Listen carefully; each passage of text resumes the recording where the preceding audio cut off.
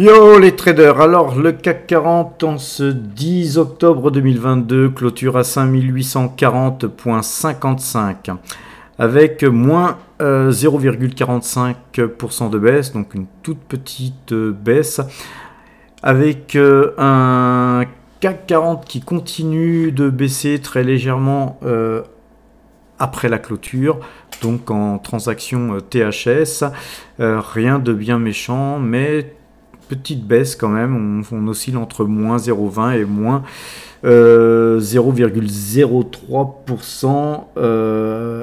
Là, il est 19h45 quand je vous fais la vidéo. Donc, un petit peu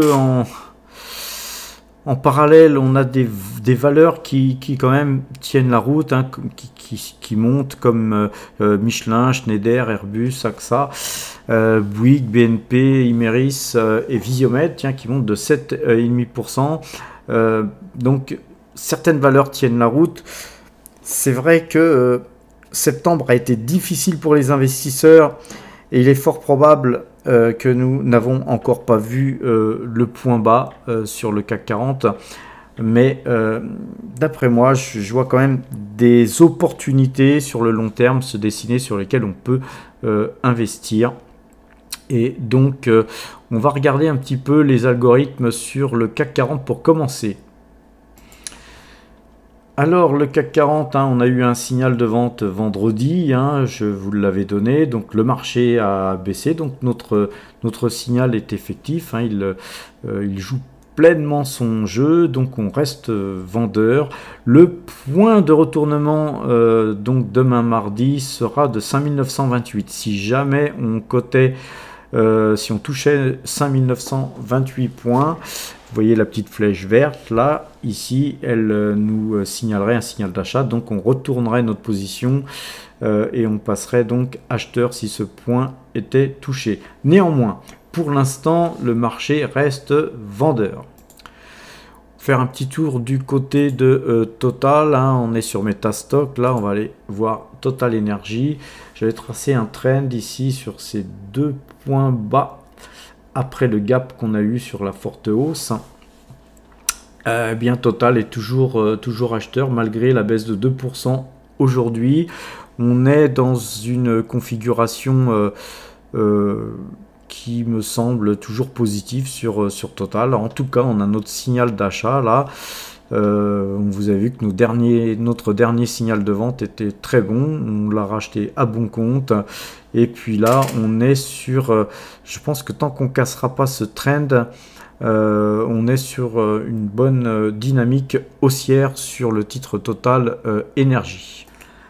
Voilà, on va un petit peu regarder nos valeurs en portefeuille. Vous voyez par exemple Yoshitsu qui prend 10, pratiquement 11% là ce soir. Vous voyez que quand les titres baissent fortement, quand on a des titres intéressants, quand ça se retourne violemment.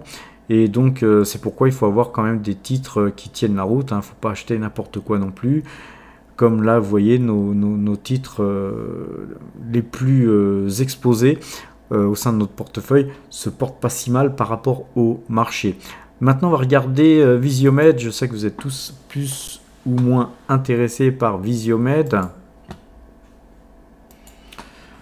Bon, comme je vous l'avais dit, vendredi, on avait la moyenne de 12 qui avait cassé.